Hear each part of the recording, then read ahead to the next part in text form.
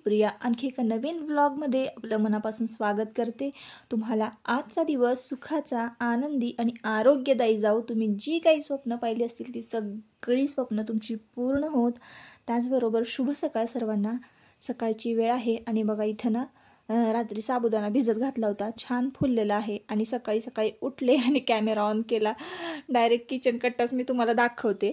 तर रात्री ना खूप सारी भांडी होती। आता सध्या ना जरा भांड्यांचं प्रमाणच वाढलेलं आहे, कारण दिवसभर ना घासणंच होत नाही, मग रात्रीचा इतका लोड होतो ना भांड्यांचा। आणि मग असं वाटतं ना की रात्रीची तशीच खरकटी भांडी ठेवली ना की मग सकाळ जी आहे ना आपली ती अतिशय वाईट जाते। मग त्यामुळे ना रात्रीच उशीर का होईना झोपायला थोडासा, मग सगळी भांडी घासून घेतली, छान कट्ट्यावर पसरवून ठेवली, छान वाळलीत आता। आणि आमच्याकडचं सकाळचं का क्लायमेट ना बघा हे असं असतं, एकदम एनर्जेटिक असतं बरं का, आणि शांत थंडगार असं वाटतं बरं का। तर आज आहे मार्गशीर्ष महिन्यातला पहिला गुरुवार आणि आज ना मी ठरवलं होतं की सकाळी सकाळी लवकर पूजा मांडायची, ह्या सगळ्या गोष्टी करायच्या, पण तसं झालं नाही, थोडासा उशीर झाला। आताचं टायमिंग बघा तरी वाजले असतील 9:30च्या आसपासचं हे टायमिंग असावं। तर सकाळी सकाळी 8 वाजता आयुषला शाळा असते ना, तर मला सोडायला जावं लागतं सकाळी। आणि झालं असं की आता 4 दिवस झाले सासूबाई पुन्हा ॲडमिट आहेत। मागं एकदा ॲडमिट होते, मी तुमच्याबरोबर शेअर केलं होतं सातारच्या हॉस्पिटलला। तर त्यांचं काय होतं ना, अचानकच त्यांची शुगर वाढते, कदाचित म्हणजे पथ्य पाणी पाळत नाहीत, जेवत नाहीत व्यवस्थित, त्यांचा आहार व्यवस्थित नसतो ना, त्याच्यामुळे मग शुगर डायबिटीसवाल्या लोकांचं कसं असतं, सगळं व्यवस्थित असलं पाहिजे खाणं पिणं। आणि कसं आहे त्यांचं जरा स्वभाव असा आहे की त्यांना जे आवडतं ना तेच ते खातात, आणि आवडीचं नसलं तर मग कमी जेवणार असं करतात। तर त्यामुळे त्यांची शुगर वाढते। आणि मग आज कळालेलं आहे, आज युरिन टेस्ट वगैरे केलं, बाकीच्या सगळ्या ज्या टेस्ट ना त्या झाल्या, तर त्यांना कळालं की त्यांची जी किडनीची साईज आहे ना तर ती लहान झालेली आहे शुगरमुळं। तर मग बघू आता याच्यावर पुढच्या ट्रीटमेंट होतील। तर आज मार्गशीर्ष महिन्यातला पहिला गुरुवार आणि आज सकाळी सकाळी पूजा मांडणार ना, तर झालीच नाही माझ्याकडनं। तर सकाळची मी आधी सगळी कामं आटपून घेतली, घरातली स्वच्छता वगैरे झालेली आहे, छान लादी वगैरे पुसून घेतली, इकडं पूजेची मांडणी जी आहे ती मी केलेली आहे। पूजा मी कशी मांडणार आहे हे मी तुमच्याबरोबर शेअर करते।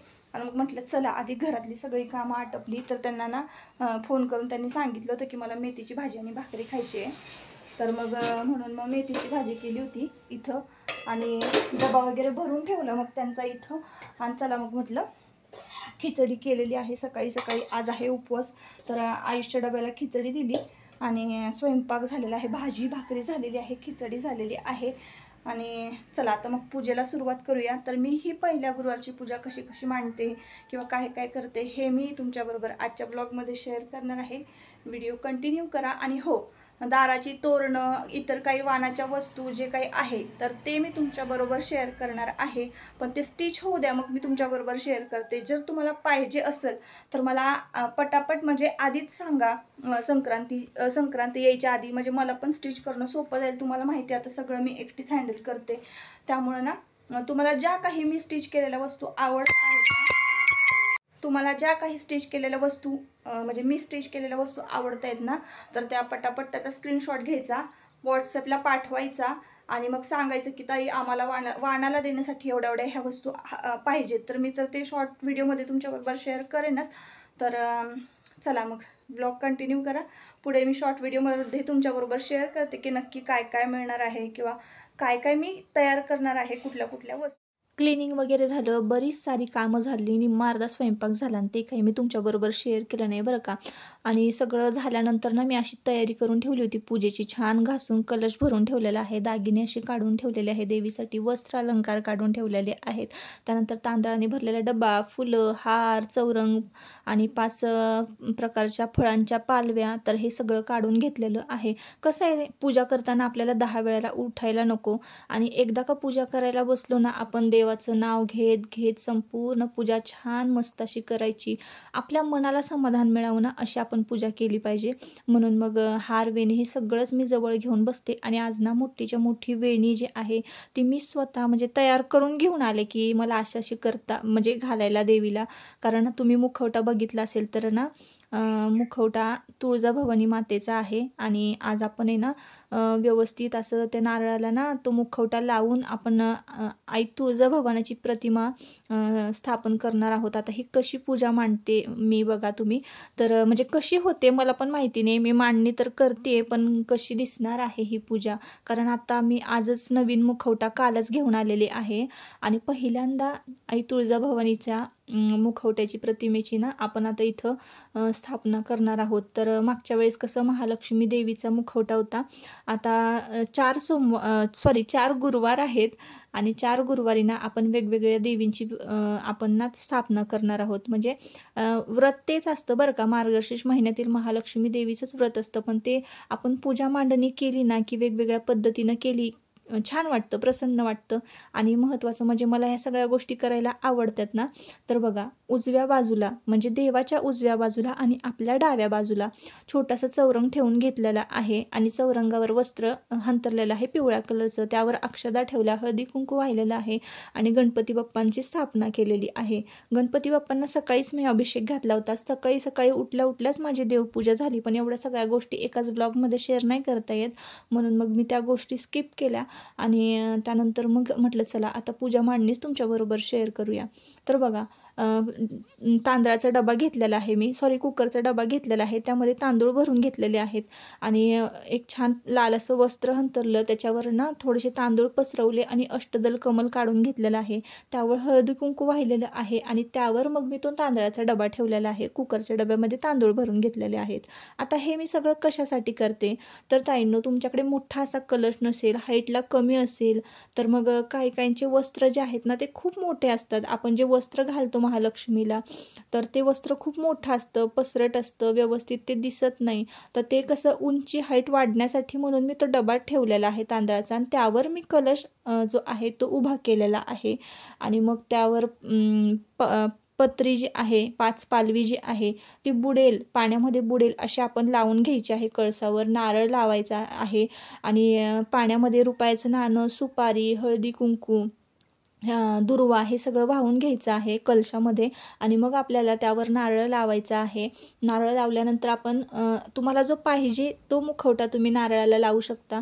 जर तुमच्याकडे नसेल तर तुम्ही आपली साधं नारळालाच हळदी कुंकू लावून नथ घातली ना तरी सुद्धा चालेल. देव काही म्हणत नाही की मला साजे शृंगार करा किंवा असं करा तसं करा, पण कसं आहे ना ताईंनो, आता बघा काळ बदलतो आहे आणि आपल्याला जर आवडतं ह्या सगळ्या गोष्टी करायला तर आपण का नाही करायच्या. आपल्याला ज्या गोष्टीतून समाधान मिळतं ना तर त्या गोष्टी आपण आवर्जून करायला पाहिजे. मला खूप आवडतं अशी पूजा वगैरे मांडायला, कितीही मला काम असू दे, माझी दगदग होऊ दे, काय होऊ दे, पण मी ह्या सगळ्या गोष्टी कधीच चुकवत नाही, कारण मी हे व्रत ना लहानपणापासून करत आलेले आहे आणि माझी आजी पण अशीच मांडायची अगदी साध्या पद्धतीनं. तेव्हा तर वस्त्र पण नव्हतं, कलशालाच नारळ लावायचा, त्यालाच हळदी कुंकू लावायचं, नथ घालायची आणि असं असायचं. तेव्हा वस्त्र वगैरे दागिने असं काहीच नव्हतं, एवढा साजे शृंगार नव्हता, पण तरी सुद्धा त्या बायका तितक्या आवडीनं ती पूजा करायच्या, माझी आई म्हणा, आजी म्हणा.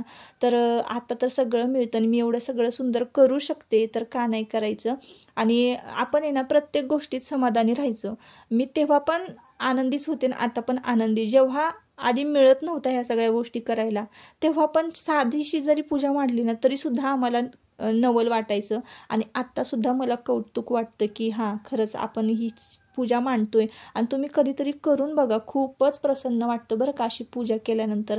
तर सगळे पारंपरिक वस्त्र अलंकार मी देवीला घातलेले आहे, सुंदर अशी छान मोठी मोत्यांची नथ मी देवीला घातलेली आहे. आणि मला सांगा नक्की की पूजा कशी मांडली गेलेली आहे किंवा की कसं दिसतंय तुम्हाला तुळजाभवानी आईचं दर्शन झालं का? हुबेहूब मला तर असं वाटत होतं की हुबेहूब मी गाभाऱ्यामध्ये बघते की काय, साक्षात जगदंब रूप आपल्याला दिसत होतं बरं का.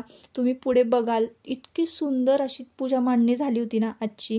तर मी ही मोठी वेणी त्यासाठीच करून आणली होती की कलश कसा टोप जो आहे मुखवट्यावरचा तो उंच आहे आणि 2 वेण्या आहे ना एका म्हणजे असं आजूबाजूने लावावे लागले असता गजरा, तर एकच मोठी वेणी केली ना तर ती व्यवस्थित दिसेल पण छान आणि बसेल पण. आणि पुतळा हार, कवड्यांची माळ जी आहे ती, मंगळसूत्र सर्वात आधी घालून घेतलेलं होतं, वज्रटीक, म्हणजे हे सगळे पारंपरिक दागदागिने. आणि त्यानंतर दिवा तर आधीच प्रज्वलित केला होता, गणपती बाप्पांची पूजा झाली, त्यानंतर हार घातला आणि अशी काही देवीची पूजा झाली. बघून मन अगदी प्रसन्न झालं. अगदी साक्षात जगदंब रूप कसं दिसतंय मला नक्की कमेंट करून सांगा. तर खूप छान ही पूजा मांडणी आजची झाली होती. आणि अखंड महाराष्ट्राचं कुलदैवत आहे आई तुळजाभवानी. तर तसंच दिसते का किंवा तसंच दिसतंय का हे रूप त्या गाभाऱ्यात आपण जसं की बघतो तुळजापूरच्या गाभाऱ्यामध्ये, तर तसंच मी ही पूजा मांडणी करण्याचा प्रयत्न केला होता. आणि सकाळी सकाळी माझी देवपूजा झाली होती ना, तर पूजा मांडायला ना मला बराचसा वेळ होता आणि वेळ देता आला म्हणून मी आधीच घरातली सगळी पटपट कामं आवरून घेतली. एकदा का पूजेला बसलं ना की मग हे राहिलं ते राहिलं असं नको. तर छान कानातले डूल घातले, नथ घातली, वजरटी, कवड्यांची माळ, मंगळसूत्र, हे सगळे दागिने व्यवस्थित छान, आणि खरंच देवपूजा खूप सुंदर झाली. सदानंदीचा कोणी शृंगार केला, पहा घातली वेणी जगदंबिकेला. किती पुष्पपत्रे दिसेची फुलोनी, स्मरावी सदानंदी तुळजा भवानी. उदा कापुराचा सुगंधूची आला, आता वेळ धूपारतीलाच झाला.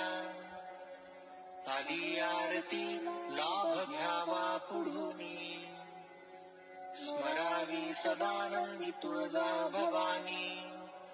स्मरावी सदानंदी तुळजा भवानी. बोल भवानी की जय. चला तर मग पूजा झाली आणि कोणाकोणाला ही पूजा आवडली नक्की कमेंट करून सांगा. त्यानंतर मग पूजा झाल्यानंतर ना पोथी वगैरे वाचून घेतली पूजा मांडणी झाली की. आणि सकाळी खिचडी परतून जो साबुदाणा राहिला होता ना, तर त्याचेच वडे तळून घेतले होते. आणि तुम्ही म्हणाल कशाबरोबर खाती, तर दही मिळालं नाही, इथं लस्सी बरोबर मी वडे खात होते. बोल बोल हॅलो बोल बाबू. इकडं बघ, इकडं बघ, तिथं हॅलो बोल सगळ्यांना. हॅलो बोल, बोल ना हॅलो. पिल्या बोल ना हॅलो. माझे शो नाही हे. हा हॅलो. कशी बोलली माझे बाबू. परत परत हॅलो. तू कसं हे बघ देवा. पिलू अरे मारायचं नाही दादाला, मारायचं नाही. नाही मारायचं नाही. हे बघ इथं बघ, हे बघ इकडे बघ, इकडे बघ. हॅलो. हे बघ असं हॅलो हॅलो. ही कुठली भाषा आहे. परत पिलू पिलू परत हॅलो हॅलो. चालेल की. तेवढंच बोलता येतं तिला, बाकी नाही येत बाबू. कशी दिसतो आम्ही. छान छान कर. छान छान छान छान छान छान छान छान. कसं दिसतो, कसं दिसतो आपण. छान छान छान छान असं कर. छान छान.